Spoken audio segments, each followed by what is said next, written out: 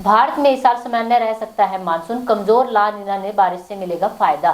भारत में बारिश को लेकर एक अच्छी खबर है। कई विदेशी मौसम एजेंसियों ने इस बात की दस्तक दी है कि इस बार ला नीना कमजोर रहेगा। ला नीना एक्टिव है लेकिन इसकी तीव्रता बेहद ही कमजोर है, साथ ही यह बहुत कम दिनों के लिए रहेगा। ऐसे में भारत में इस बार मानसून सामान्य रहने की पूरी संभावना है। यह सामान्य मानसून का मतलब है कि सामान्य तारीख पर केरला के तट पर इसका टकराव और पूरे देश में सामान्य बारिश का होना। ऐसे ही किसान साथियों, खेती बाड़ी से जुड़ी जानकारी प्राप्त करने के लिए F2DM मोबाइल ऐप को डाउनलोड करें। हर प्लेटफॉर्म पर उपलब्ध है। धन्यवाद।